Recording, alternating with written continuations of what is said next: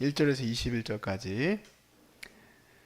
열째 해의 열째 달 열두째 날에 여호와의 말씀이 내게 임하여 이르시되 인자야 너는 애굽의 바로 왕과 온 애굽으로 얼굴을 향하고 예언하라. 너는 말하여 이르기를 주 여호와께서 이같이 말씀하시되 애굽의 바로 왕이여 내가 너를 대적하노라. 너는 자기의 강들 가운데 누운 큰 악어라. 스스로 이르기를 나의 이 강은 내 것이라. 내가 나를 위하여 만들었다 하는도다.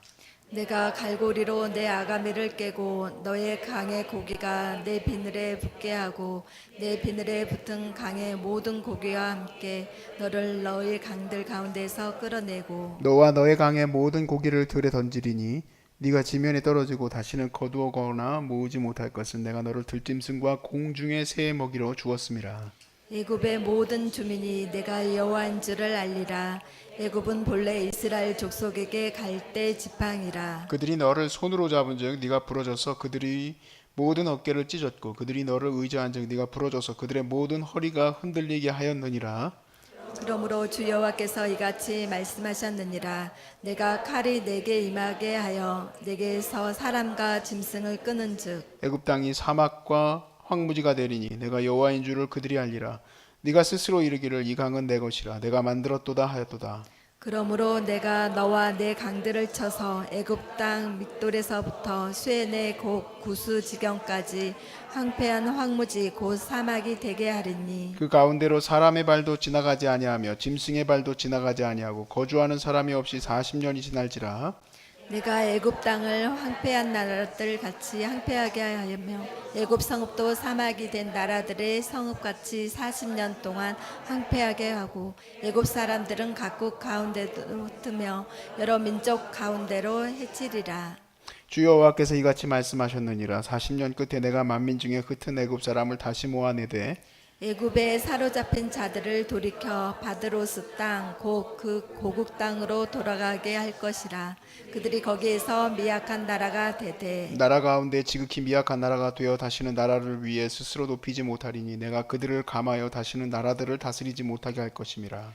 그들이 다시는 이스라엘 족속의 의지가 되지 못할 것이요 이스라엘 족속은 돌이켜 그들을 바라보지 아니하므로 그 죄악이 기억되지 아니하리니 내가 여호와인 줄을 그들이 알리라 하셨다 하라. 27째 첫째 달 초하루에 여호와의 말씀이 내게 임하여 이르시되 인자야 바벨론의 느부갓네살 왕이 그의 군대로 두로를 치게 할 때에 크게 수고하여 모든 머리털이 무지러졌고 모든 어깨가 벗어졌으나 그와 군대가 그 수고한 대가를 두로에서 얻지 못하였느니라. 그러므로 주 여호와께서 이같이 말씀하셨느니라. 내가 애굽 땅을 바벨론의 느부갓네살을 왕에게 넘기리니 그가 그 무리를 잡아가며 물건을 노력하며 빼앗아 갈 것이라. 이것이 그 군대의 보상이 되리라. 그들의 수고는 나를 위하여 함인즉 그 대가로 내가 애굽 땅을 그에게 주었느니라. 주 여호와의 말씀이니라. 다 함께 그날에 나는 이스라엘 족속에게 한 뿔이 돋아나게 하고 나는 또 내가 그들 가운데 입에서 입을 열게 하리니 내가 여호와인 줄을 그들이 알리라. 아멘. 우리는 우리 현실을 이 어려운 현실을 전복시킬 수 있는 희망을 찾죠. 그래서 그 희망이 실현되어서 나의 이 어려운 현실이 잘 극복되기를 바랍니다. 그런데 이 현실이 극복됐을 때 내가 이제 희망하고 소망하는 것이 이루어졌다고 해도 어떤 것들은 희망이 되지 못하는 것들이 있어요. 그런 꿈을 꾸는 사람들도 있습니다. 결혼을 하고 나면 내 인생이 바뀌겠지. 시작이 아닌 것 같아요. 내가 이런 직장을 얻고 나면 나는 변화되겠지. 안 그래요. 그렇죠?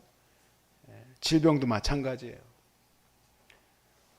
무엇이든지 그 희망이 나에게 새로운 길을 열어줄 거라고 생각을 하지만 그러지 못할 때도 있습니다.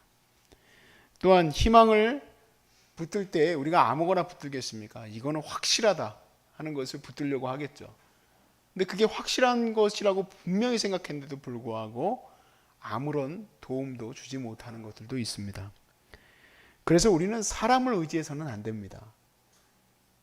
우리는 하나님을 의지해야 될 줄로 믿습니다.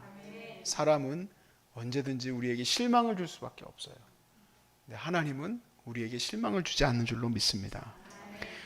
오늘 본문은 드디어 이스라엘 백성이 무너지는 날입니다. 그 시간을 오늘 29장 1절이 얘기하고 있어요. 열째 달 12째 날에 여호와의 말씀이 내게 임하여 이르시되 그 발강가에 온 지 열째 해 열째 달 12째 때 날입니다. 12일입니다. 이스라엘의 이 예루살렘에 이미 바벨론이 와 있고 그리고 포위했습니다. 그들을 포위했어요. 예루살렘에게 희망은 무엇입니까?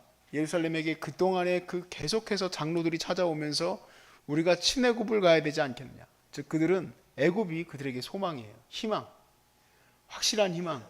예루살렘이라는 강한 그 성을 지지하고 있으면 이집트가 올라와서 협공만 해주면 안으로는 이스라엘이 지키고 있고 바벨론은 어찌됐든 지금 그들을 둘러싸고 있으니 그 뒤에서 치고 올라오면 충분히 승산이 있다는 거죠. 그래서 이집트가 올라오기만을 바라고 있습니다. 이 이집트는 어떤 곳입니까? 오늘 말씀에 보니 자기들은 정말 대단한 민족인 거예요. 그리고 이집트의 왕 바로는 자기를 모든 강들의 악어다라고 얘기했어요. 모든 강의 악어, 즉 강에서의 최강자죠. 최강자가 바로 악어입니다. 근데 하나님은 이 악어라고 얘기하는 그를 향해서 뭐라고 얘기합니까? 네가 최고라고 얘기할 수 없게 만들어 놓겠다는 거예요. 네가 최고라고 얘기하냐? 그럼 난 너를 최고라고 말할 수 없게 만들겠다. 네가 신인 줄 아느냐? 내가 하나님인 줄 네가 알게 하겠다 라는 거예요. 우리가 하나님인 줄 언제 알게 됩니까? 우리가 이렇게 어려울 때 하나님인 줄을 알아요. 하나님이 하나님 된 것이 그렇게 고백이 될 수밖에 없어요. 3절에서 5절 말씀에 이렇게 되어 있습니다. 너는 말하여 이르기를 주 여호와께서 이같이 말씀하시되 애굽의 바로 왕이여 내가 너를 대적하노라. 너는 자기의 강들 가운데 누운 큰 악어라. 스스로 이르기를 나의 이 강은 내 것이라 내가 나를 위하여 만들었도다 하는도다. 내가 갈고리로 네 아가미를 깨고 너의 강의 고기가 네 비늘에 붙게 하고 네 비늘에 붙은 강의 모든 고기와 함께 너를 너의 강들 가운데서 끌어내고 너와 너의 강의 모든 고기를 들에 던지리니 네가 지면에 떨어지고 다시는 거두거나 모으지 못할 것은 내가 너를 들짐승과 공중의 새의 먹이로 주었음이라. 아멘. 내 것이다. 내가 이렇게 큰 것을 이루었으니 이거는 내 것이야. 이건 내 결과야 라고 말합니까? 하나님이 네 것이 되지 못하게 하겠다 얘기해요.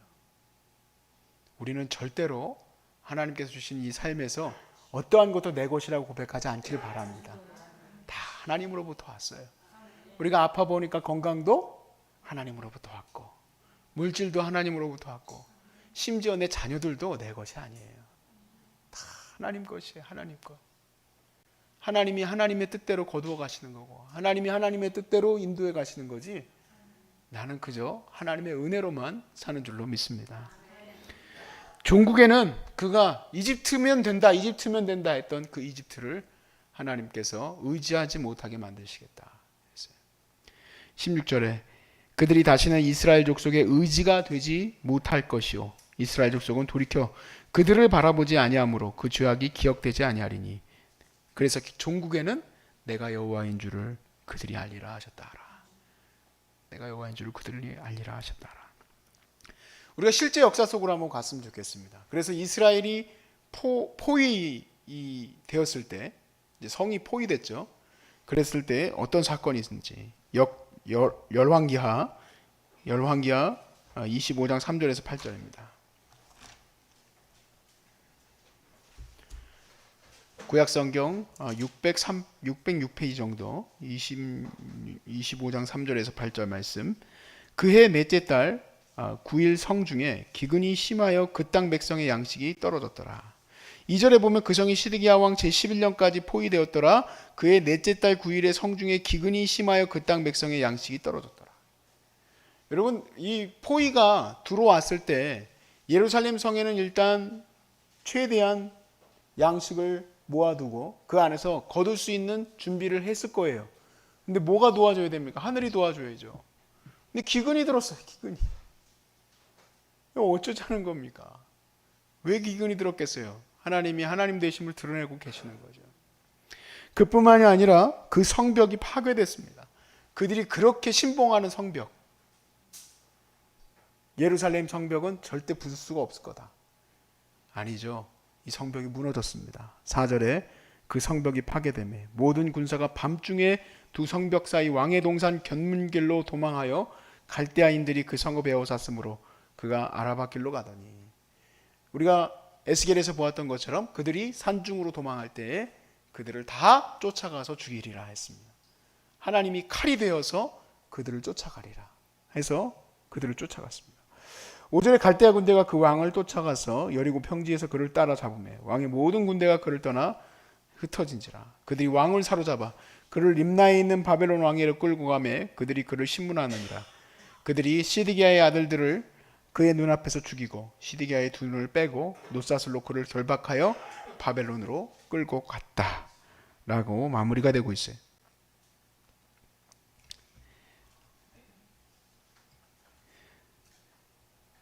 당장 버텨내야 되는데 포위작전도 더 성공할 수 있는 것이 기근까지 들었고 거기다 성벽도 무너졌고 시드기야는 도망하려고 아라바 강으로 도망하였어도 도망갈 수가 없었어요.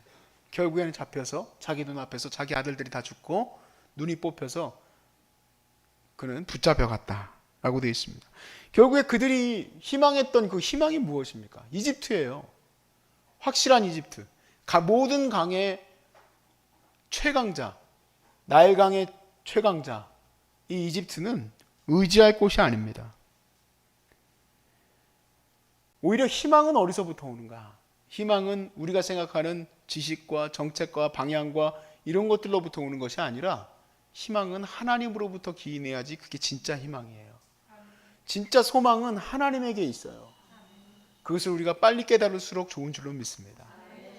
그것이 빨리 깨달아져야 돼요. 결국에는 내가 이것은 이런 거야 저건 저런 거야 하고 생각을 하다가는 다 무너지고 말아요. 21절 말씀에 이렇게 끝이 납니다. 그날에 나는 이스라엘 족속에게 한 뿔이 돋아나게 하고 나는 또 내가 그들 가운데서 입을 열게 하리니 내가 여호와인 줄을 그들이 알리라. 성경에서 보통 한 뿔, 이 뿔은 권력을 말합니다. 그런데 이 권력은 나쁜 뿔이 아니라 하나님이 세우신 뿔이에요. 그리고 그것이 자라나고 있어요. 누굴까? 물론 성경에 나와 있지 않으니까 알 수 없지만 스룹바벨이나 아니면 누군가 하나님의 믿음의 리더가 지금 세워지고 있다라고 돼 있어요. 여러분, 하나님의 희망, 소망 반드시 있는 줄로 믿습니다. 모든 것이 무너진 것 같아도 모든 것이 완전히 박살이 났죠. 왜냐하면 믿음이 없기 때문에 그들에게 박살이 났다라는 것은 희망이라고 유일하게 붙들었던 이집트가 무너졌기 때문에 그래요. 그럴 때 우리는 절망이라는 말을 쓰죠. 희망이 없어진 상태를 우리가 절망이라고 합니다. 아무것도 붙들 게 없다는 거예요. 왜 아무것도 붙들 게 없습니까? 처음부터 붙들었어야 될 것이 무엇입니까? 하나님이에요. 자기 마음에 안 들었어도, 자기 마음에 안 들어도 하나님은 바벨론으로 가라는 거예요. 왜냐하면 어디도 갈 데가 없기 때문에 그래요. 모압도, 암몬도, 두로도, 시돈도 어디도 갈 곳이 없어요. 심지어 이집트까지도, 그 먼 곳에 있는 이집트까지도 바벨론에 다 박살이 날 거기 때문에 결국에 하나님은 바벨론으로 가야만 한다라는 거예요. 근데 그 말을 듣지 않았기 때문에 결국 시드기야는 두 눈이 뽑히고 말았습니다. 그에게 희망이라고는 찾을 수 없었을 거예요. 그런데 오히려 하나님의 말씀을 듣고 갔던 이스라엘 백성들은 그곳에서 오히려 리더로 세워지고, 그리고 그곳에서 잘 나름대로의 다시 삶이 이루어지면서 그들은 이스라엘로 복귀할 수 있게 되는 거예요. 하나님의 역사, 하나님의 은혜를 거기에다 두셨어요. 저는 여기가 어떤 면에서는 바벨론과 같은 곳이 되길 바랍니다. 그래서 여기에서 여러분이 다시 회복되시길 바라고, 여기서 하나님의 은혜가 회복될 수 있기를 바랍니다. 그리고 여기에서 하나님의 희망이 지금도 꺼지지 않고 있음을 깨달아 하시고, 그 희망이 지금 여기에서 새롭게 드러나고 있어요. 저는 이 땅 가운데 희망이 없어지지 않았음을 믿습니다. 저는 소중한 사람들이 그 희망이 세워지는 사역이 되길 바라요. 여러분이 각 교회로 돌아가서 거기서 열심으로 기도하던 그 은혜를 붙들고 거기서 세워나가시길 바라요. 이전처럼 힘없는 그리스도인이 아니라 정말 믿음의 거룩한 그리스도인들이 되어서 여러분 우리가 다시 세워나가야 되지 않겠습니까? 정말 이 땅 가운데 젊은이들 가운데에서도 희망 찾기 힘들어요. 그동안 얼마나 열심히 우리 선배들이 이 땅을 회복했습니까? 저는 이전에는 아르바이트 하는 게 무슨 이 나라에 도움이 되겠나 하는 생각도 했었어요. 내가 기껏해야 몇백만 원 번다고 그것이 우리 가족에게 무슨 도움이 되겠는가? 그렇지 않아요. 수없이 많은 사람들이 그렇게 작지만 열심히 함으로 이 나라가 여기까지 온 거죠. 근데 지금 보니까요, 안 그런 것 같아서 너무 마음이 아파요. 그렇게 작은 일이라도 충성되이 일할 수 있는 사람들이 많이 없는 것 같아서 많이 힘들어요. 때로는 여기서 차 타고 내려가면서 한탄하고 올라오면서 한탄하고 그래요. 저랑 같이 차 타는 사람들은 꼭 그 한탄을 듣게 돼요. 혼자 운전하다 생각이 나요. 아이고 어떻게 하면 좋을까? 아이고 어떻게 하면 좋을까? 그런데 여러분을 보면 희망이 생깁니다. 여러분이 큰 뿔이 되시길 바랍니다. 하나님이 세우신 은혜가 되기를 바라고, 하나님이 여러분들의 교회에 빛과 같은 은혜들로, 소금같이 은혜들로 하나님께서 세워주시길 바랍니다. 여러분이 바로 하나님의 역사인 줄로 믿습니다. 아멘.